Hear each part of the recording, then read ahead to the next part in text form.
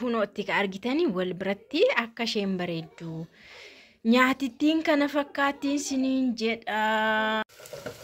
Harka fuunee hordoftoota keenya akkam jirtu nagaa keessanii nu baay'ee nagaa keenya galata waaqa kottaa nyaata waliin dalagnaa har'a nyaata an hojjedhu nyaata gosa lama hojjedha jechuudha amma waan hojjedhu sinittan agarsiisa.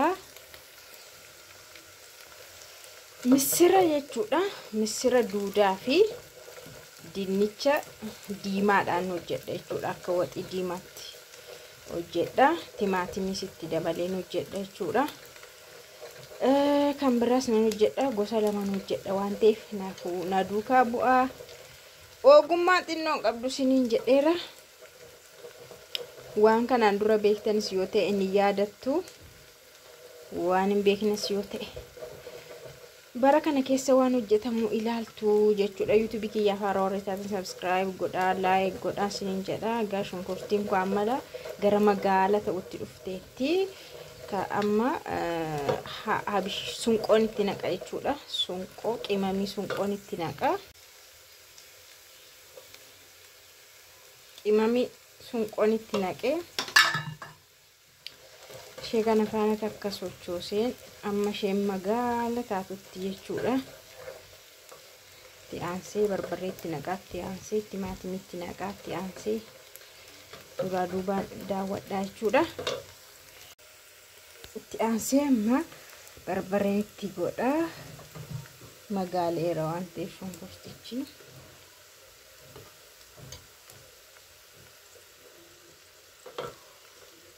Kamera keessaan garuu maal fakka san normaalitti namatti mul'atu bisuma barbaree kanumatti naqee baay'ee sitti naqu. Kana ergan bisheessee booda duraa duubaan waan itti aanu hundaa itti goonaa jechuudha. Dhugaa dubbachuuf garuu biyya kana keessatti biddeen wanti nyaatamudha. Garuu biddeen sana irratti waxiin yeroo guyyaa guyyaatti ati jijjiirtu bitaadhuma sitti gala dhugaa waaqa. Mee wanti nyaatamu biyya keenya keessaa maalidha? Shiroon jira, dinnichi jira, misirri jira, kiikiin, ataraa, baaqelaan jira. Namoonni baay'een immoo misira kana hin jaallatanii kiikii kana warri nyaanne jiru. Garaachana dhukkuba jedhu misira nyaatanii. Namni tokko immoo dinnicha jibbaa. Bakka dhugaa waaqa waanuma qopheessitan bitaasnitti galaa jechuudha. Yeroo baay'ee shiroo qofadha kan namni hunduu tole jedhee nyaatu natti fakkaata akka tilmaama kootti. Shiroo immoo har'as boris shiroo jettu har'as boris baay'ee nuffisiisa. Amma mana keenyatti misira nyaatamu jira misira nyaatu misira duudaa kanayyuu badaa miti garuu waan man qopheessu wallaala malee guyyaa guyyaatti jechuudha. Biyya Arabaatti illee ruuziidha bakka. Ruuziidha bakka. Ruuziidha namanni. Argaa akkastiin na bishaattee booda bishaanitti xiqqootti goggodhaani bisheessee erga akkas na bishaatee misiran itti godha jechuudha. Misira kiyya baay'ee sila daqiiqaa 10 wayi bishaan keessa kaa'eera jechuudha. Bishaanitti dhuubee kaa'eera jechuudha daqiiqaa 10 wayi. Namoonni kam bishaan ho'aadhaan warri dhuuban jiru warri zafazzafan jechuudha. Ani garuu qoraadhumaan zafazzafee nan bisheessa jedheen jechuudha asuma keessatti. Kunootti misirichi kana fakkaata.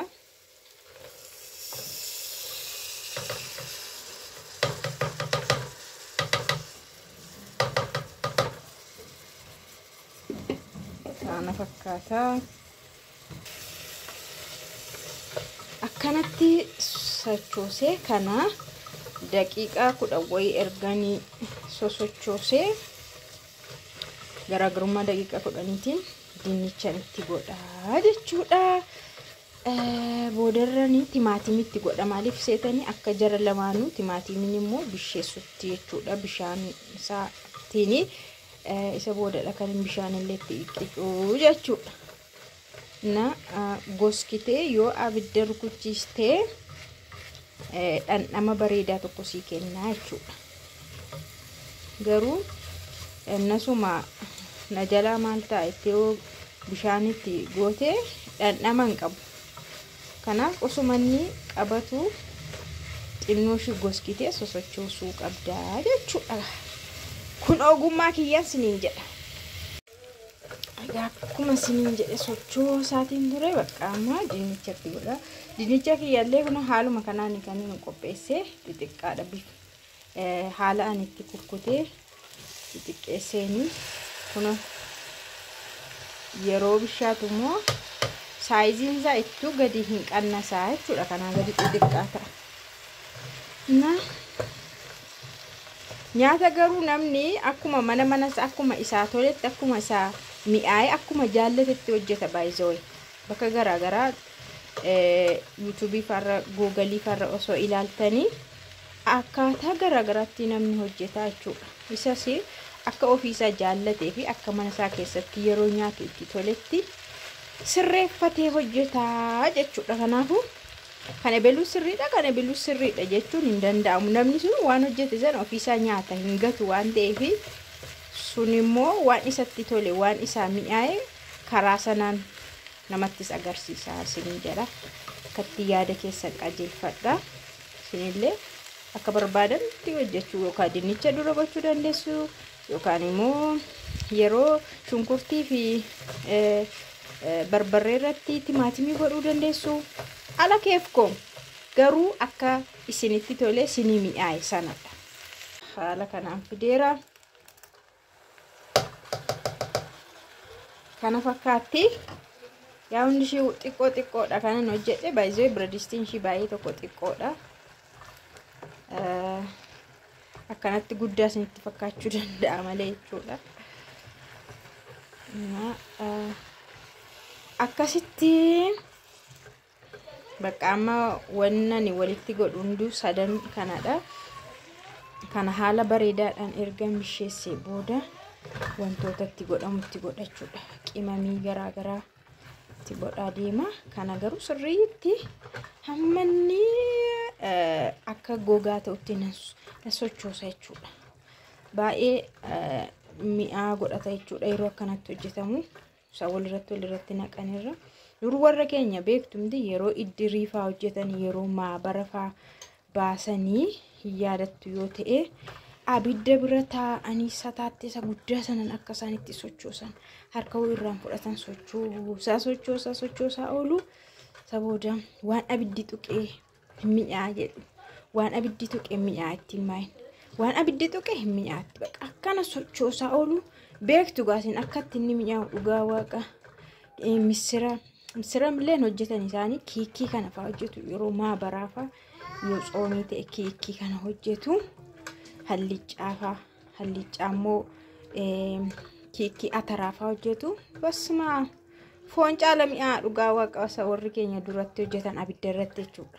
Ammayyuu garaagarummaa qaba barii elektirikiidhaan hojjechuu fi abidda yookaan kasalaan hojjechuun. Kasalli akka abiddaatti waxii baay'ee mi'eessa jedhama. Garuu namni kanaaf dantaan kennu elektirikii fayyadama. Hayyeegaa gidduutti immoo shunkurtii adii itti godhe. Shunkurtii adii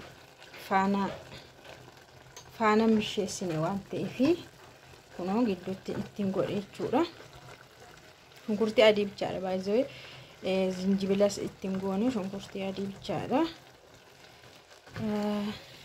Irra keessatti kan naqee fi tokkoffaa akka inni dhandhamni isaa kiyaana jalaa hin dhumne fan akkas godhee jechuudha.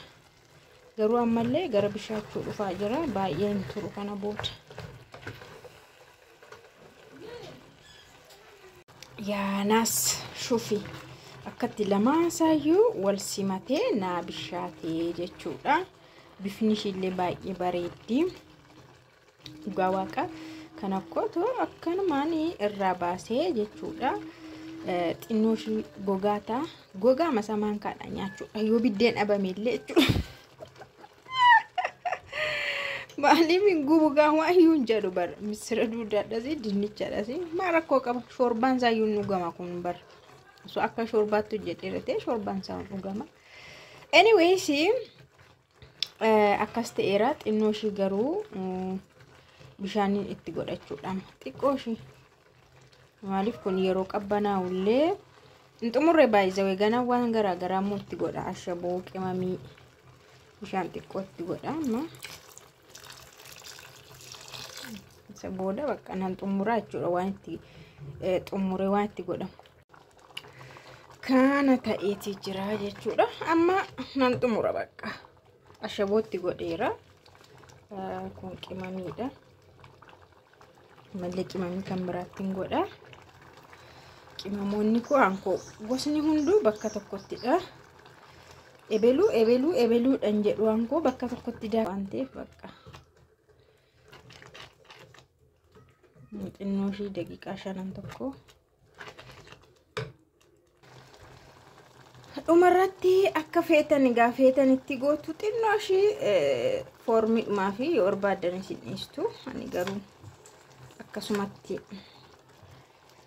formulaadhumaaf itti godhe jechuudha kana fakkaata kun xumurame wadhi kiyya sana bukkeetti gaa qofaa nyaatamu waan ta'eef biratti immoo goommana hojjechuuf jechuudha goommana kiyya haala kanaan iqee qulqulleessee akka ajaa'ibaatti jechuudha as kaa'eetiin jira asii immoo xixinneesseen kukkutaa jechuudha akka warra keenya durii isaan qabaadhaan kukkutaa goommana qabaadhaan murtanii beektu isti waan yaadachiistan mee warri qabaadhaan akkas godhanii tokko jiramti akkas godhanii asittiin muran sana murtanii beektu kaaduun hin danda'amu sobuu hin danda'amu ani mureen beeka jechuudha sirriitti ajaa'iba gardaf goanii tooratti baasanii jechuudha akkas ammaan akkas godhu miti toora ajaa'ibaa tokko akkatti wal qixxeessanii sabuta muran sana mureen beeka jechuudha kunoo goommana kana waxii sana bukkee kaa'aniitu akka ajaa'ibaa bareedaa jechuudha